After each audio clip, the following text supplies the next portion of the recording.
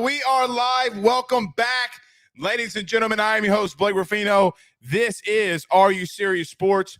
We hope that you guys are making it a good one. We know that we are as well. All I know is Zach owes me a massive apology on the absolutely horrific takes that he had on Cade Beloso this week. His punishment will be muted as the show goes on. So, Zach, your Rudy Poo candy-ass take about Cade Beloso is absolutely just 1,000% wrong, but I don't think any one of us are wrong. I said I wanted to see him do it. I said I wanted to see him do it, and he did it. He did it. So Cade Beloso had a massive day. Did not shy away from the clutch hitting as he did some really massive things this weekend. So we'll break down the series win. So Tigers win as they take 2 of 3 from Arkansas and lead. They are your leaders inside the SEC West. We will also talk about what happened on Friday with the absolute Rudy Poo ass stuff at the play. But nevertheless, see, it's funny. You win the series, right? You lose the Sunday game against Texas A&M, and you're like, oh no, we should have swept Mr. Blake. Mr. Blake, we should have swept. And then today, I'm assuming that most people in here are feeling pretty good, right? Because you come back and you absolutely kill it. You win game 1 by 10-run ruling Arkansas. Tommy Tanks, Dylan Cruz are absolutely hot. And then tonight, which we can break down this game. Tonight, you just basically, really in the first 3 innings, everything Arkansas did, you could do it better, as both teams scored 2 runs in the first and the third. And then in the 4th inning, the absolute wheels came off for Arkansas. As Thompson hit a triple, Joe Bear would reach on base with an error on the line drive to shortstop. Neal would fly out to left field, warning track. Then Gavin Dugas would hit a 2-run home run. Trey Morgan would walk. Dylan Cruz would reach on the error. Tommy Tanks would hit a 3-run home run. And then Cade Beloso would hit a single hot shot through the middle, but then gets thrown out on a steal on that hit and run. Zach, he got thrown out stealing. He actually went 8 of 13 or 8 of 11. He was 8 of 13. As Cruz stays red hot, he went 8 of 13 on the weekend.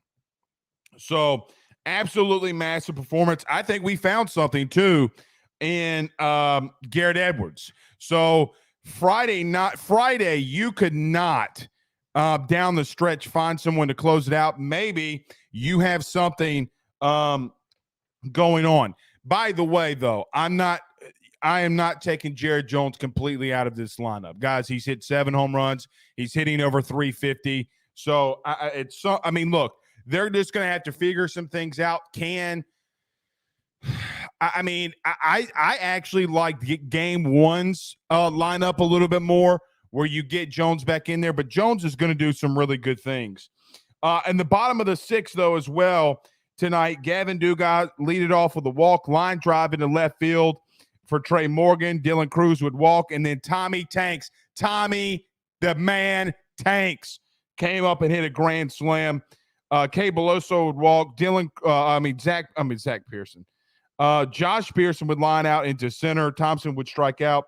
Joe Bear would single right back up the middle, and Neal would fly out to third. So massive game 2 and game 3 for LSU. And guys, quite honestly, you just beat the number 5 team in the country and took 2 of 3 on a Saturday, which, by the way, the weather tomorrow is going to be horrific around here. So nevertheless, massive showing from your LSU Tigers. Penn Jones with a $49.99 super chat. Thank you, my man Penn. Says Ben's bouncy house fun. Yeah, man. Things ain't cheap, brother. Them things ain't cheap. He's been watching the Spider-Man video like it's insane, too. Thank you so much, Penn, for sending us the $49.99 super chat. It means a lot. That's not all the news we have here tonight. As Jamar Cain who I spoke to today and has been on this show before. We'll break down what's going on with Coach Cain and spring practice, some things that we observed at spring practice as well. So a lot to get into here tonight. Oh, and by the way, Pooh, I met Miss Nikki. By the way, Miss Nikki was at practice, her and her husband. We got the little selfie. I thought they were going to get mad at us, but they didn't. But nice to meet Miss Nikki today as well when we were out there at practice. So a lot to dive into. A lot to get into with baseball and football.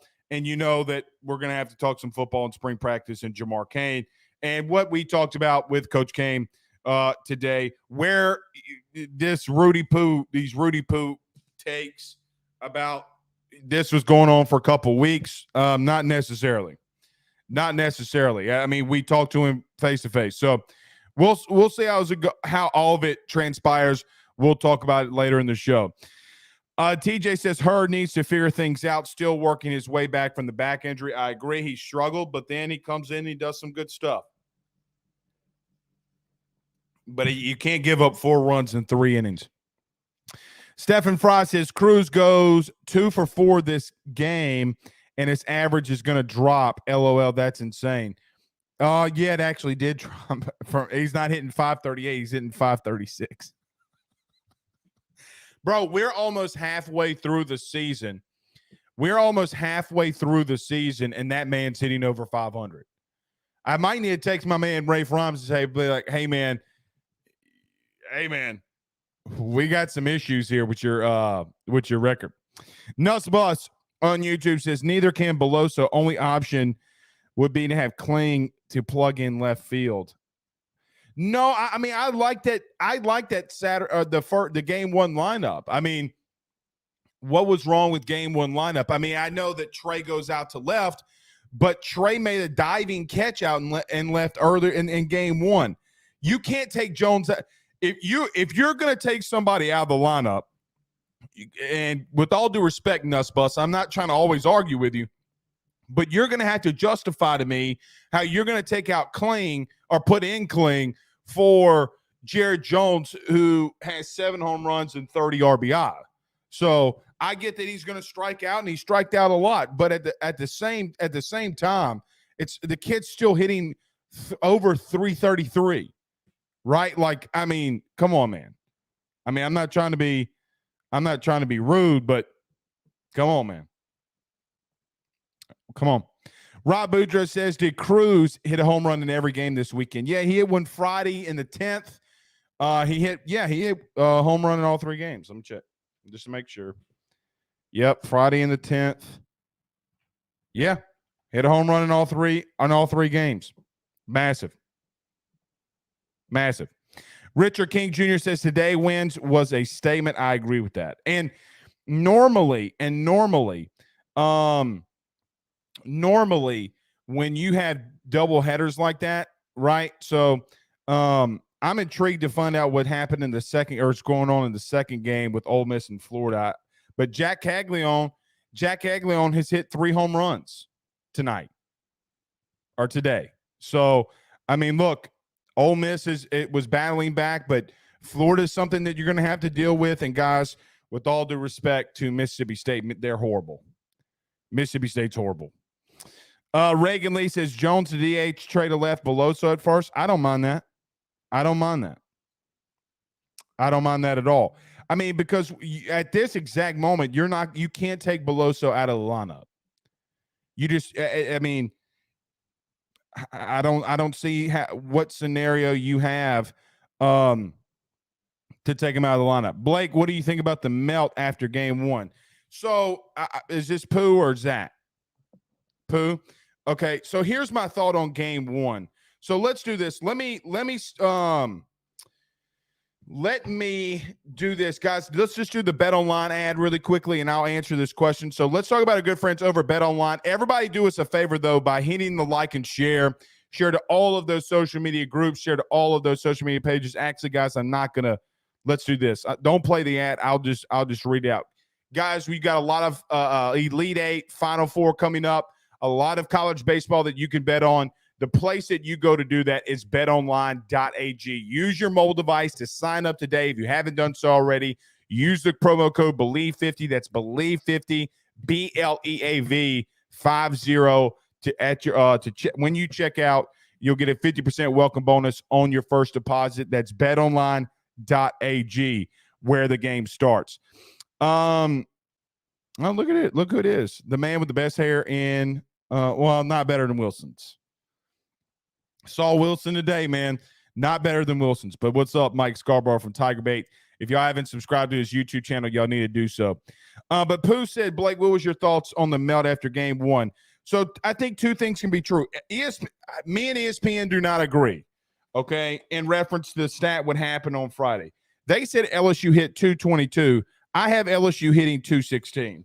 So here's what I would tell you. Outside of tonight, which Zach Morris, okay, was not saved by the bell tonight for Arkansas. Y'all like that pun? Do I get it at one of these? That was good. That was good. Here's the truth. From Tuesday, though, and Friday, LSU went 13 out of 54. That's around it's around 230, I think, average. This week before that, they hit 216 because they went 8 of 37 on Friday. That can't happen. The massive thing for me was they had 15 strikeouts. But, guys, you're facing two of the best pitchers in all of baseball, right? And two of the best lefties. I told you on Monday, I told you on Tuesday, and I told you on Thursday that Hagen Smith and Holland is one of the two of the best pitchers in the SEC. Like, you're going to have to battle. I think two things can be true at once. I think that they just really struggled on Friday because here's their hit line on Friday. Y'all ready? They went 1 for 4, 0 for 3, 0 for 3, 1 for 3, 0 for 3, 1 for 4, 1 for 4, 3 for 6, 0 for 3, 1 for 4. I mean, they didn't have any of those explosions. So I don't agree with the melt. Okay? Like, I don't agree with it. I don't get why people are melting. However, you just didn't have a good Friday showing. You did have a good Friday showing. And then the top of the sixth, okay? So the top of the sixth is where you really could have done some things, but Skeens strikes out somebody and gets his 10th or starts off the inning by striking out somebody, then walk, ground out to second, then Wegner in the 3-2 count. A call was missed, and then a walk, and then Skeens gets his 11th strikeout to end it. But to the bottom of the sixth, man, like, you can't have that though. Like, you just all the momentum's in your favor. Neal hits a single, and then Pearson, Cruz, and White all strike out. Bam, bam, bam. And that's when Hagen Smith came in. So it is what it is. I'm not freaking out over it. I'm not freaking out over it. Who was Jayu saying something crazy? Okay. I'm not freaking out over it. I mean, because what happens is what happens today, right? Like, what happened today is that you absolutely and unequivocally exploded. Okay. You 10-run rule, guys. I can't emphasize, by the way, I can't emphasize how massive it is, how outright massive it is that you 10-run rule the number 5 team in the country in game 2. Right? And then you come back out and Tommy Tank's grand slam. He hits a 3-run bomb. Dylan Cruz hits one 448 feet. It's 110 miles off the bat, miles per hour off the bat. And then, I guess the only thing that you could talk about tonight would be Thatcher Hurd did not look good to start, but you got guys like Garrett Edwards who's stepping up. And I got to admit, guys, Ty Floyd stepped up. He gave up 2 runs in game 1 and then went through another 6 innings and was locked down. He had some walks. He hit some batters, but, it is what it is. He was locked down. And it's not as if, like, don't sit here and think that Arkansas can't hit and Arkansas is not a good team. You're not going to see many better teams in all of college baseball better than Arkansas. So, yeah. Zach, okay. Yeah, we're not going to tolerate that. We're not going to tolerate that. You are one base running error away from sweeping. We shouldn't be melting. I don't know if I can agree with that. I don't know if I can agree with that. Because there are some things that like, all right, so as an example, okay, bottom of the eighth, Neal homers in the left center, then Pearson comes up with a line drive in the right field. Cruz gets a single, okay? This is where you got to capitalize when on the bottom of the eighth, right? So bottom of the eighth, as an example, Tommy White flies out to third, Dugas walks, and then Morgan flies out to third base, okay? You can't leave runners on base when you're in the bottom of the eighth and you're tied. You just can't, especially when runners are on second and third. So I get what you're saying. Like, I agree with that, and I get what you're saying. But when you're in bottom of the eighth and you got Tommy White coming up, Dugas walks, and then Morgan flies out to third, that can't happen in crunch time. But it is what it is. It is what it is. I'm really happy, though. I got to be honest. I'm really happy with Ty Floyd's performance, to be honest. Ty Floyd was pretty impressive. Look, you're going to give up runs in this league. So regardless of how it all transpires or how it all comes to play, I like this comment from Zach.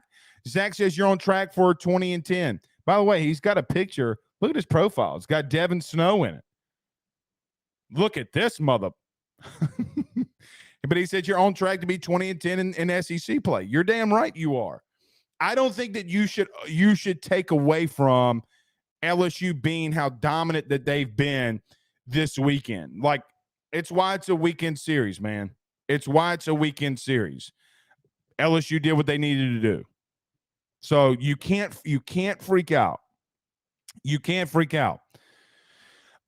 Jay Johnson came out with a statement today, though. He was just asked on Dylan Cruz, and this is the quote from the media today. This from Matt Trent from WBRZ. He says he's the best baseball player I've ever seen. Talking about Dylan Cruz. Well, I don't know where he's wrong. And it looks like the South Carolina is going to sweep. Guys, I'm telling you, you're on a collision course right now. You're on a collision course right now with South Carolina. Edo said, someone in here said Floyd be the sat starter at the beginning of the season. Was that you? Hurd and Shores were thrown at me by almost everyone. They forgot about reliable Floyd. He had a good performance, but don't take away from what he did last weekend, though, Edo. I mean, he had a great performance today. Last week, he couldn't get through 3 innings. So if he's going to build, let's hope he builds in the right direction. I agree with you. Damian Briggs says, with Bet Online, can you bet on women's college basketball? I have not bet on women's college basketball. Pooh would know that answer better than I would. I don't know if they have it. I'm sure that they do. They got to have it on there. We got to talk about them too. I mean, we got to talk about them too because they got Miami guys tomorrow. What time? 6? It's at 6 p.m. 6:10. 10. I can't. I don't know what. I mean, I don't know what this means in the background. I don't know what this means. Look at my mom coming up in this thing. Yes, you can bet on women's basketball. I did today. She's savage out here. She's savage. Either way, I'm really impressed by what LSU did today. I'm really impressed by what they did this weekend. I think that you're going to continue to roll. You just got to find some guys that can come out of the pen and get you out of very, very bad situations. Question I would have, though, here's some questions I have. And Matt Trent brought this up on Thursday, and he was spot on, or Wednesday, and he was spot on. Guys, who closes a game if you're down 1 run in the ninth? Producers, who y'all go to? Do you continue to go to Christian Little? But if you're down if you're down 1 run, if it's 3-2 in the bottom of the ninth, who are you going to? Now, Nate Ackenhausen didn't pitch this weekend. So I'm really intrigued to find out what's going on with Nate Ackenhausen. And I'm really intrigued to find out what's going on with what happened with Trey Cruz. By the way, what I want to know from Jay, I don't want speculation. I don't want anybody's speculation. I want to know what happened to Trey Morgan. So let me go on a little bit of a rant here. If you want, so this has always been my rant, and I love baseball, grew up around baseball. Grandfather, uncle, head coaches at the hometown that I grew up in. Love it. Lived at a baseball diamond during the spring. Don't believe me? I mean, we got pictures all around here. Here's the problem I have and have always had with baseball. You got to let the flair roll to get people in there. You got to let the swag attack happen. If there was a bad call on Trey Morgan on a ball 4, and then you get him back in the box and he hits a moonshot, outright moonshot into right field. And then this Rudy Poo ump has got something to say to him. Now, what he said, I don't know. I hope that Jay says, lets us know what he said, because if he doesn't, I might have to get my credential and drive my happy ass back to Baton Rouge to find out exactly what happened with Trey Morgan there, because that normally gets lost in the shuffle, right? Because you play back-to-back games. You don't get to talk to Jay after game 2. I want to find out what happened with Trey Morgan. He had an impressive weekend. Everybody, guys, pretty much holistically had a pretty impressive weekend at the plate. I thought Jobert I know that you hate him, Zach. I know that you hate Braden Jobert, but he went 3 of 6. He went 3 of 6 this weekend. So, again, you get back to a situation where this lineup, no matter how Jay wants to work it, is a very potent lineup. Now, this upcoming week, by the way, you have Tennessee. And before you go ahead and say, Blake, we should have a clean sweep, hold on just a minute. Friday night, you face another top-tier dude. Dolander at Tennessee, their Friday night guy, legitimately is a top 5 pick. So before you come in here and say Tennessee's ass, and you say a lot what you want to, is Tennessee struggling right now? Absolutely. However, Dolander's a dude. So Thursday night, when we go live at the end of the game, and you're asking all these questions, Dolander's a dude. Don't get it twisted. But it's at home. It's going to be a massive series. Oh, Gonzaga just went down.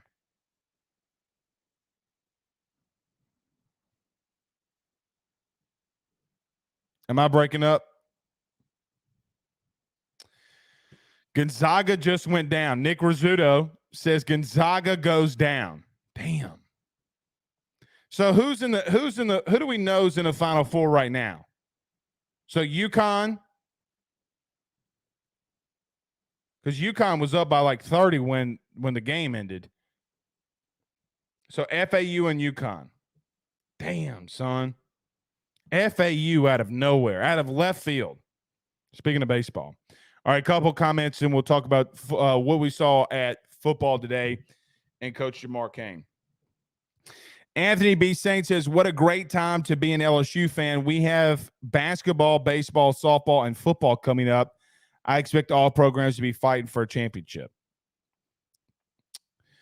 Edo said to Zach seems like they're trying to mold Shores into that role. What role? Closing role? He's never closed, though. Right? Right? Joseph says, I missed this series. Was it as much entertaining to watch as it was I'm reading? Absolutely. Absolutely. Especially today. Anthony B. Saint says Christian Little without a doubt, Blake. Talking about the closing. No. He's had two really subpar below average performances. They're gonna have to find another role for him at the current moment. They're gonna have to find a no. Chance Babin says, I love that FAU has more Final Four appearances than Alabama. Wait, has Alabama never been to a Final Four? Never been to a Final Four ever? Damn. All right. Couple more. He says, so putting Shorts in the 8th and 9th inning wasn't trying to close. He didn't come in the 8th and 9th inning. He came in, hold on. He came in like the 6th or the 7th. And he didn't close. He came in in relief because Skeens couldn't go all the way. Hold on. He might have come in the 6th.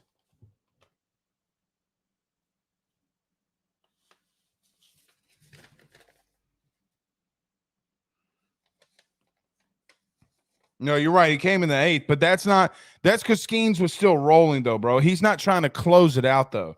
Christian Little at that current moment was your closer. Like they're not trying. I mean, you're tied 1-1. They're trying to get to Little.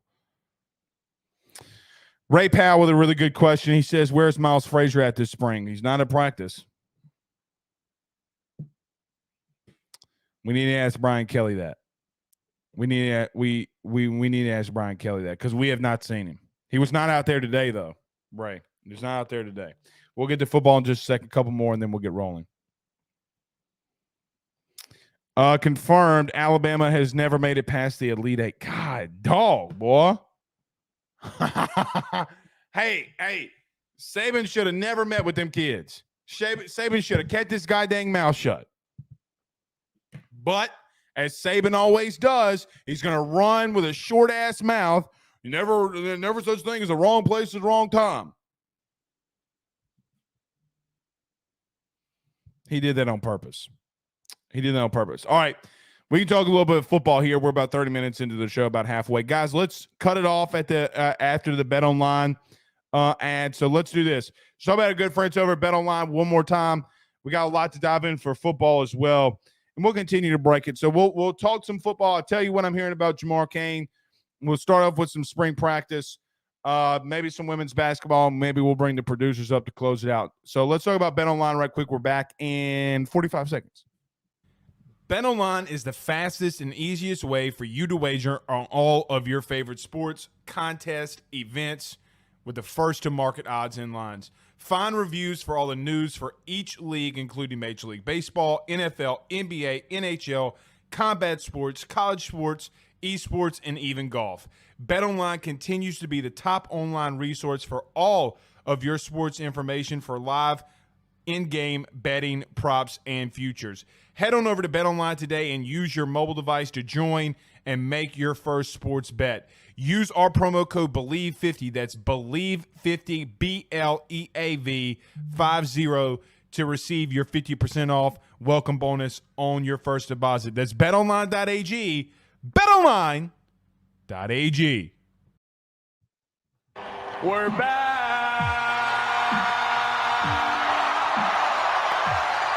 I wonder if we're saying that about Bo Davis in a couple of weeks. Let me just say this. Hold on. Don't be running out there with frivolous and factless reporting now. Don't do it to yourself. This ain't been coming for weeks. I did miss it, Zach. I'm sorry. Harpoo. I'm sorry. But Texas, you aren't back. How about that? That's how I normally end it. Don't be going out there with no frivolous reports now. All right, let me get my baseball notes up. Y'all know what I've been doing really quickly? Y'all know what I've been doing? I have been saving all of my notes and putting them in a binder for when Ben gets older. How stupid is that? Is that stupid? I don't think that it's stupid. Pooh says, but Blake, I heard from. No, that's not true. All right, so let's talk about spring now. Talk about Jamar Cain and this coaching search. So everybody do us a favor. If you're on Facebook, hit the like and share to all of those social media groups. If you're on YouTube, let's see how many people are on YouTube. There's 116 of you right now on YouTube.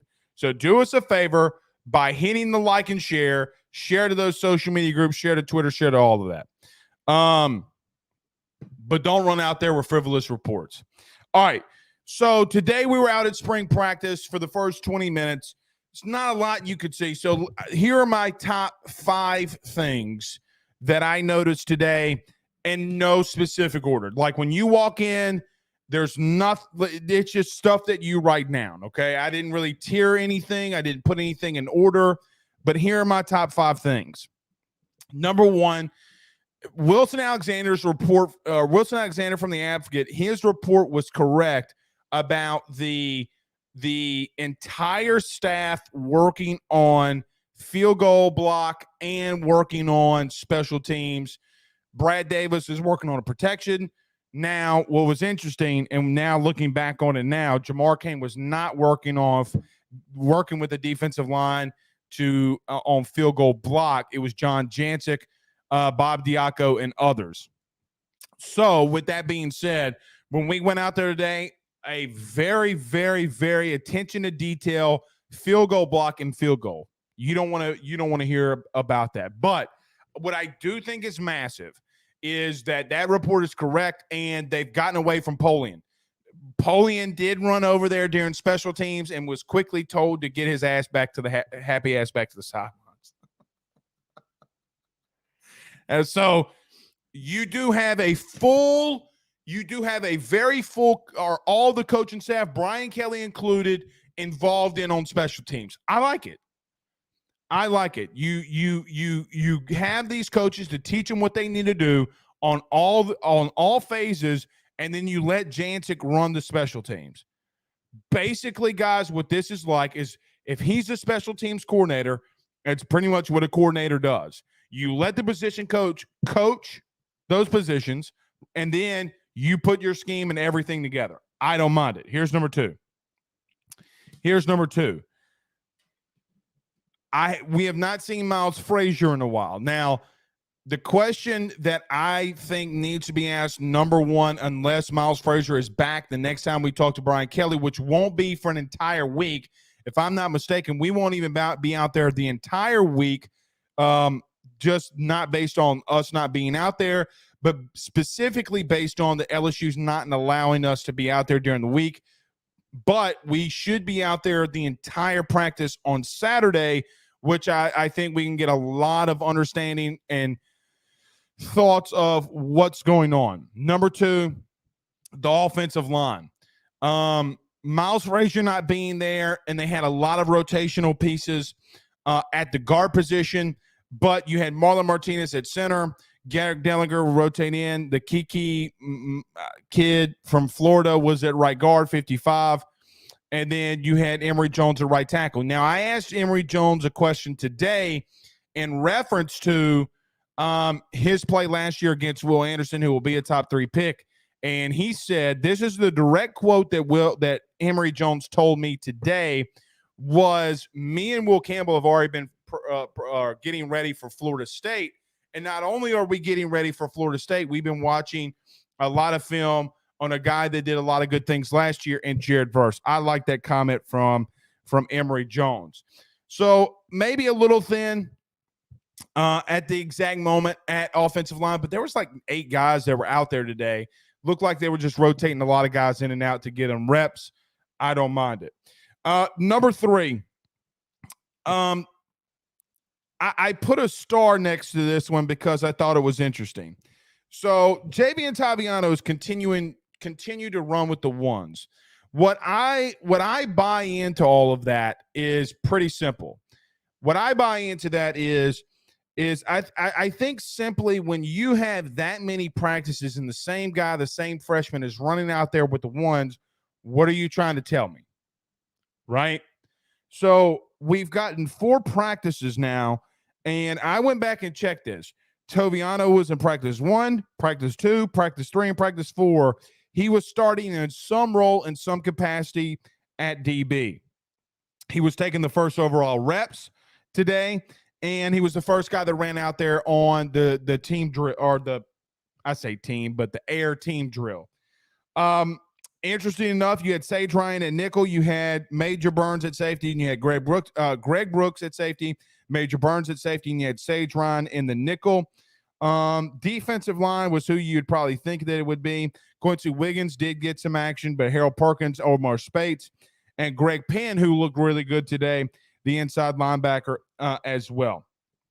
So from a defensive side of things, I thought the defensive line looked like they had guys there. Jackson Howard looked like a dude, looks like a dude, can run like a dude, can move like a dude. I like number 11, Jackson Howard, the kid, the midterm enrollee. I really like him. I like him a lot because normally when you get these freakish athletes like a Quincy Wiggins, they normally hadn't always been playing football. Jackson Howard is, and he's a very well put together guy. He's with the backers or outside backers. He's with John Jancic. So I really like seeing him. So there are a lot of freshmen that have come in right now and they've looked really good. Let's go over to the offensive side of the ball. Number 4. Guys, I'm going to continue to say this until I'm blue in the face, and you're just going to have to take it. Let me answer this though really quickly. Frazier's still on the roster. He ain't going anywhere. He's not transferring. He's just not out there. And then Wade McBride says that McBride, for his offer, sure hope we reel him in. Talking about Deshaun. I like our chances there. Guys, Jane Daniels is bigger. Every time you go out there and you look at him, you could just tell his presence, his leadership, and just his physical overall traits. He's hit the weight room pretty hard. We talked about this on Thursday pretty much at length. The kid was probably 185 when he got here. He's not 185 now. Still has a lot of speed. What I do like from seeing from Jane today, his release is a lot quicker. So last year, Jane had a good release, but it was still a little long. Like he would, not hesitant, but right now his release is really quick. Now you could say, Blake, you're only in a couple of drills, and that's right. We won't fully see that until this upcoming Saturday. I think that when we do get that whole practice, but you could see in these drills when he's going what should be 3/4 speed, his release is just a lot more compact, a lot shorter, and he's getting the ball out more accurate than what he did a season ago. Same with Garrett Nussmeier. Still the same pop on his fastball. Still has some really good footwork mechanically. He's fine. He looks good. Going to be interested to see, though, how he comes off this little ankle injury that he's had. They've really done some things with him from a compression standpoint. That left leg and left ankle, you could tell that they really have taped and wrapped. That he's always having that left compression sleeve on. It doesn't really bother me. I think the kid's fine. I think the kid's 1,000% fine.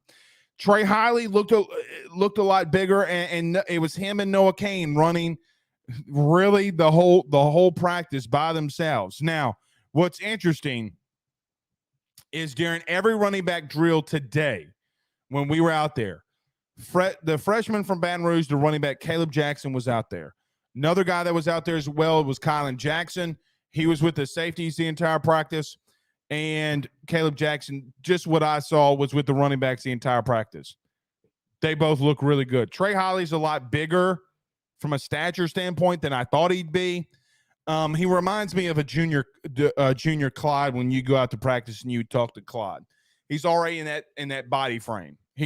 Clyde came in a little bit lighter than what he graduated with. Trey Hiley's already there, in my opinion. He looks good, man. He's running the ball hard. I think when they worked on some protection drills when we were heading out, he looked good. He's kind of getting the concept of things. So I do like what I saw from Trey Hiley today. Number 5, they had the receivers. I'm not going to make too much of this. They had the receivers on a field all to themselves, and they were going about half speed. It seemed as if like learning routes. It seemed as if like they were doing punish work. To be honest with you, I don't like that. I really don't like that. If you've ever been on a football field and a whole separate team is on a different field and they're going half speed and they're yelling at them for doing the right and wrong thing, either good or bad, I don't like that. I don't like that, which then starts asking me the question, how many times last season did they run the wrong route? I didn't like that at all, man. I didn't like that at all. But your starting wide receivers as of today were Brian Thomas Jr. at the X, Malik Neighbors at the Y or the slot, and then you had Kyron Lacy at the Z, which if you talk to some people around there, he's had a pretty impressive camp so far. So nothing really showing up other than that. I think Landon Ibieta is a guy that I want to keep my eyes on. What they have him doing in the slot from a receiver standpoint. He's been getting a lot of reps. I talked to Landon or saw Landon after the first practice, and he banged up his shoulder, but he was fine. Also, Matthew Langlois is back from injury, and he got some really solid reps as well. They were cheering him on when he got his first rep back. Kyron Lacy could fill that Jure Jenkins role. He could. Got to catch the ball, though. Got to catch the ball. But it was kind of funny, the cheering section that Matthew Langlois had when he returned for his first practice today. He had the left knee brace on that looked like what you wear after you tear your ACL. The team was really, and the safeties were really fired up for him, which is also funny because Major Burns was still wearing the cowboy collar. I think he likes that thing, man. Hey, y'all remember what's that movie? The Replacements. Remember when the guy that was in jail, he wore a cowboy collar. Major Burns likes that damn cowboy collar now. Now I don't know if that's because of his injury and all that they're still making him wear that. But look good. Guys, if anybody gives you more than that, then I don't know what to tell you. Because that's all that you had the time to see. So those are our top fives of what I saw today.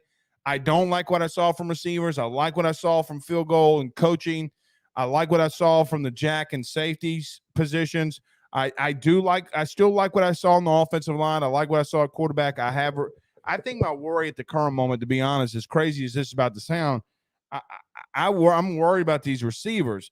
They have the talent. That's the most bizarre thing to me, is that they have the talent. All right.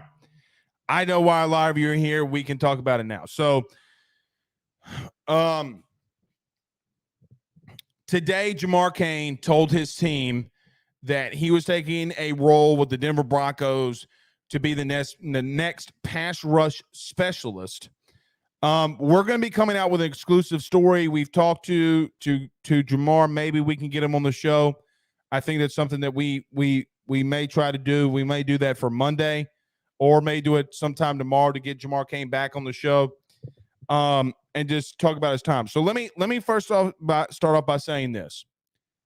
This isn't an issue that he had with Brian Kelly. Don't start reading message boards. And my uncle, who's a big-time booster with Taft, knows Scott Woodward, and they said him and Brian Kelly hated each other. It's not true.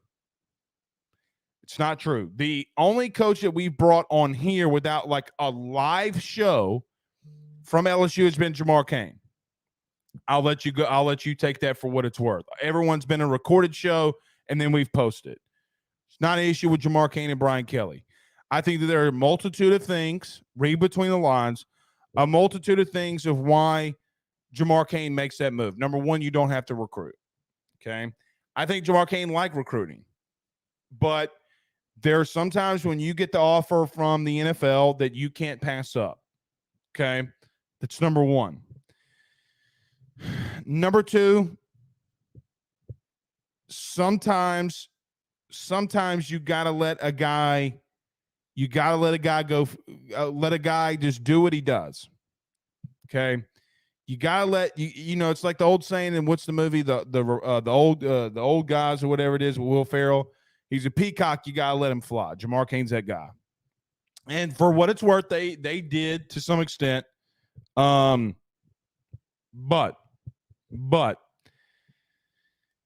just I think. And talking with him today, I think that Jamar, this is just an opportunity that when you get in that NFL cycle that you just can't pass up. Now, let me also say in closing with Jamar, we'll have that exclusive interview and maybe he'll come on and talk about it. But let me just say, I don't think that there was any bad tension or bad blood to high levels to where it's a big issue.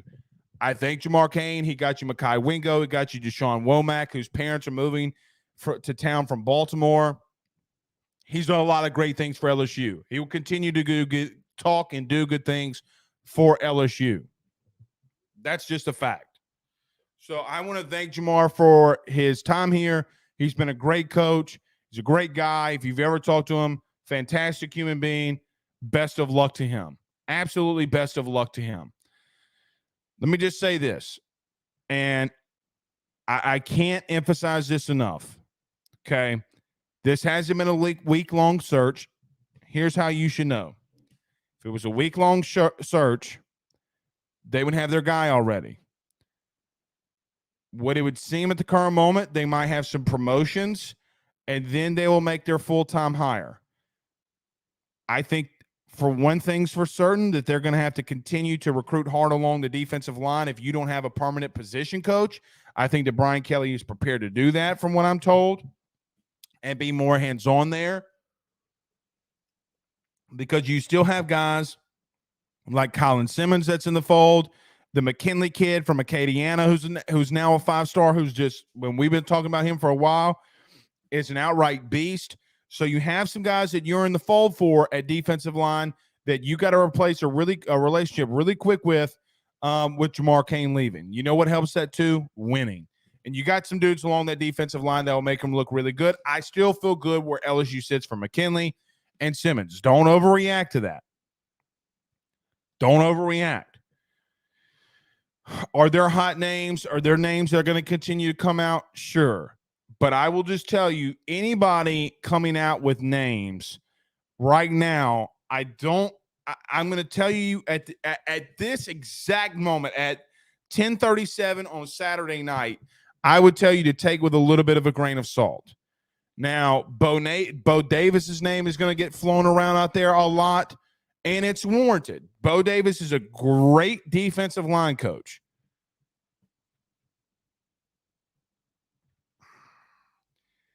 I just want to emphasize, though, in reference to there being a leading candidate,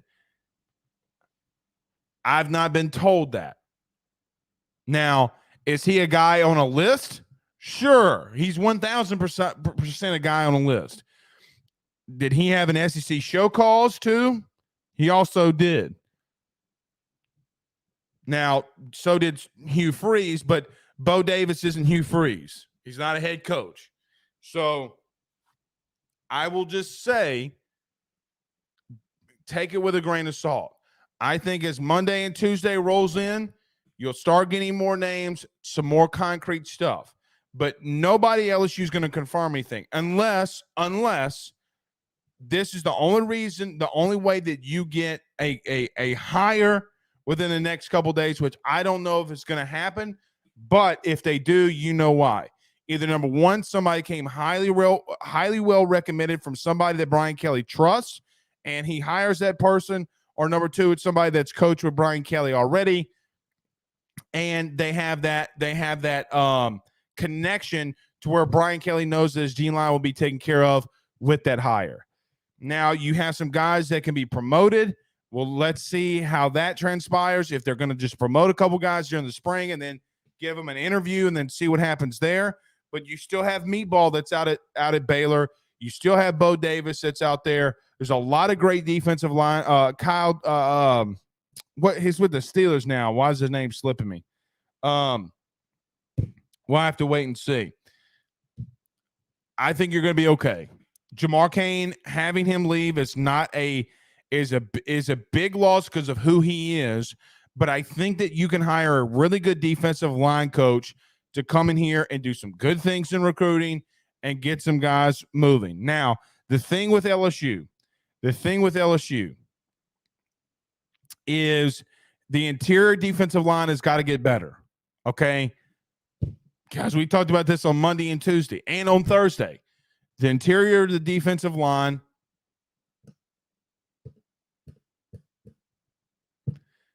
I mean, they got to get better. And Jacobian Guillory talked about that today.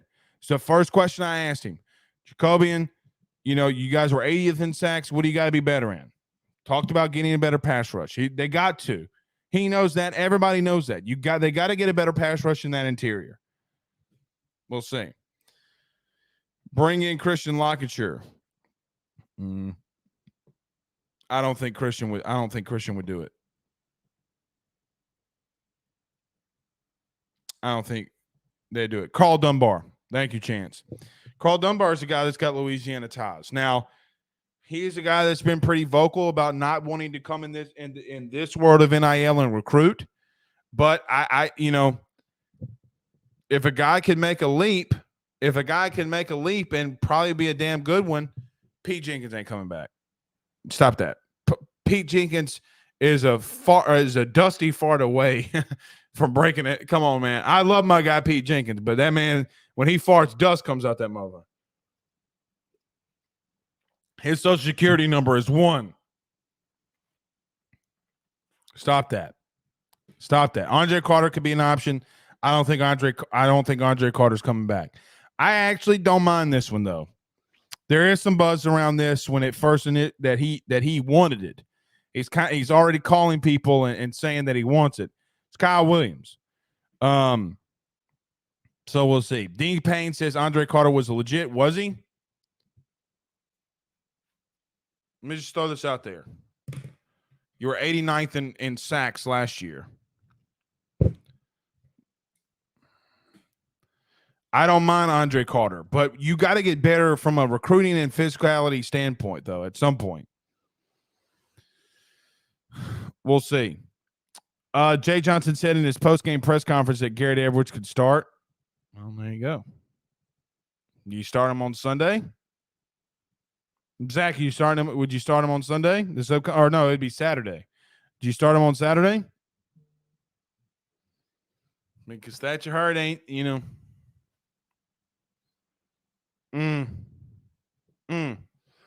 So to end this on the coaching search, really, guys, to be honest, it's really the only coaching search that you've really had. Right? I mean, we haven't had extensive coaching searches from football this year. You're about to have one.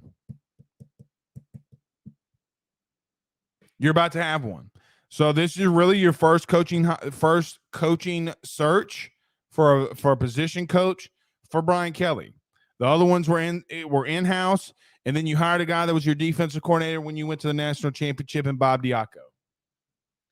So now you got a search on your hands.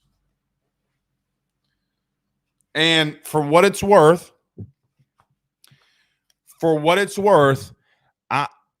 this isn't like Orgeron for me, right? So this being your real and your true, like a 1,000% just pure and true coaching search, I don't have it. I don't have worries about a coaching search with Brian Kelly that I did with Orgeron. Orgeron, man, it's late tonight. He gave me heartburn. Every time Orgeron was having to hire somebody, that man gave me heartburn because he'd go out on the radio, he would go out on his coach's show, he would go out in public, and he'd always talk about, we're talking to this guy, we're talking to that guy, and then get the fans' hopes up. When now you have Brian Kelly, you don't have any idea who Brian Kelly's talking to. Zero. And you're not going to. You're not going to some extent. Now, you might have some inklings on, if they brought some guys in for some interviews, you might get that. But Brian Kelly ain't going to confirm a lot of that kind of stuff either. So, when it's all being said and done, I don't really worry about Brian Kelly making coaching hires. I used to worry without a shadow of a doubt how Ed was going to do things. You have a CEO, a true CEO head coach. Ed was just, at times throwing some things with duct tape. We'll see. Oh, we got women's basketball tomorrow too. All right, producers, y'all good? Y'all got anything to say? Angel Reese is her. Facts. Angel Reese is her. Okay. K Beloso is him.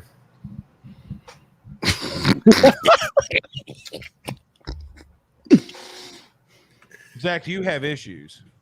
He's had 16 at bats, 20 at bats. Where'd he go tonight, Blake?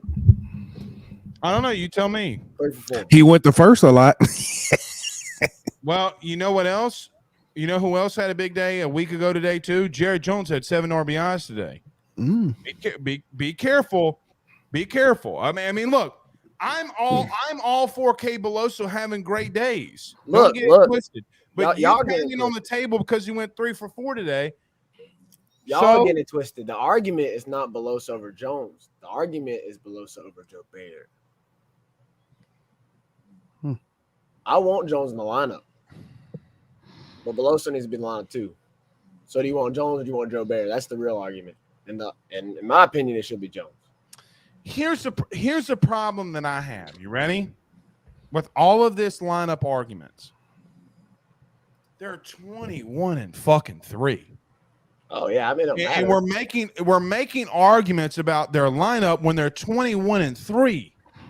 This is what you get when you have a lavish of riches. No, it's not what you get because I don't think we should be worried about what he's running out there with his lineup if he thinks it. Zach, they're 21-3. They're leading the West. I agree. No, you don't. You're like, this is what you're doing during the game. Mr. Blake, do you have time to talk to me? And I'm like, no. And then you respond back and you say, but Mr. Beloso, what about him? By the way, I did see. Oh my God. By the way, Mr. Beloso. Speaking of Mr. Beloso, I did see Mr. Beloso today. He was cooking some barbecue. That man could cook, boy. That man could cook. I'm just telling you. You're 21-3, though, Zach. Of course. I'm just saying. You know who you sound like right now? Beloso is better in the lineup than Joe Baird. You know who you sound like? But I don't think Joe Baird's not. Joe Baird, let me tell you something. Who came out the lineup when Beloso went in? Jones. Then your argument is flawed to start off with because it's not a Joe Baird argument. It's a Jones argument. Jones does have 32 Ks this year. I don't give two flying shiznits how many strikeouts he's got. If he's going to hit 333 with 7 home runs and have 7 RBI games, I could give 2 Rudy Poos. Like you got people on Twitter. You legitimately have people on Twitter arguing about the lineup and they're 21-3.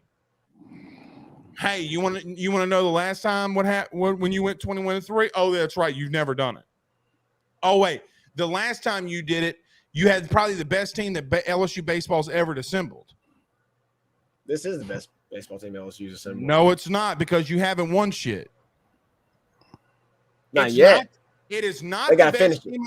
Hold on. When LSU beat Texas, were they the best team assembled of all time? In 2009? LSU beat Alabama, were they still the best team that any team has ever assembled of all time? No, you're nothing until you got that natty. That's true. That's true. You know what happened to Tennessee last year? Remember? Notre Dame went up there and went full Catholic priest on them. God damn. All right, signing off. That's rough. You know that's true. We're making arguments about a team that's 21-3.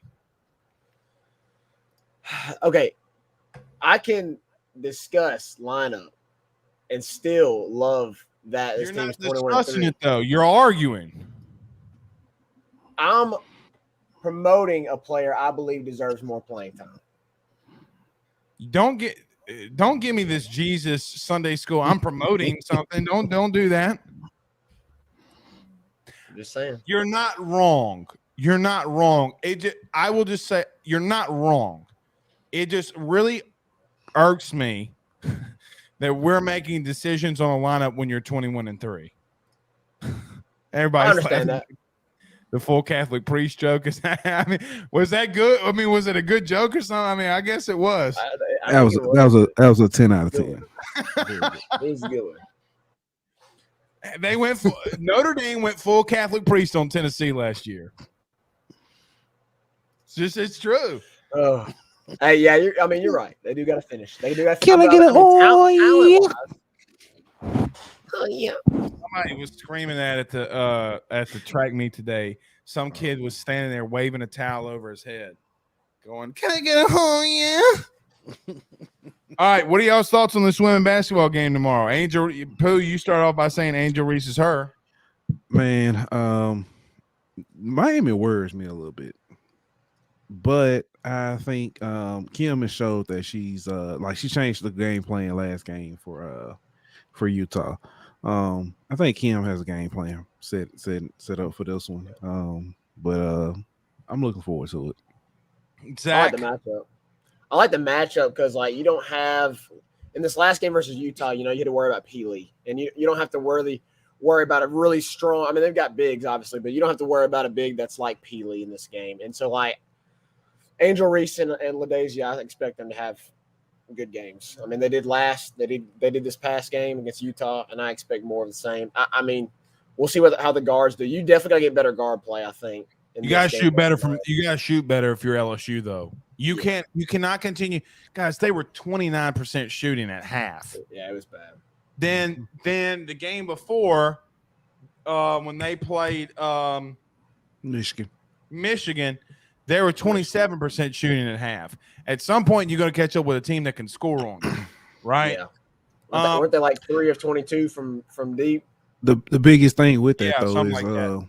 Their offensive rebounding is so good.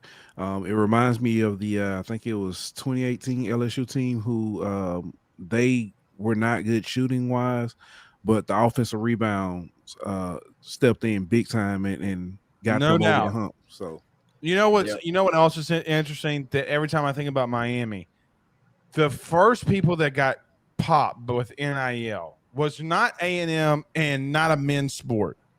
It was a women's sport. And by the way, the girls are playing. Y'all know why they're playing, right? Because they said the NCAA came out with their ruling, and then Ron DeSantis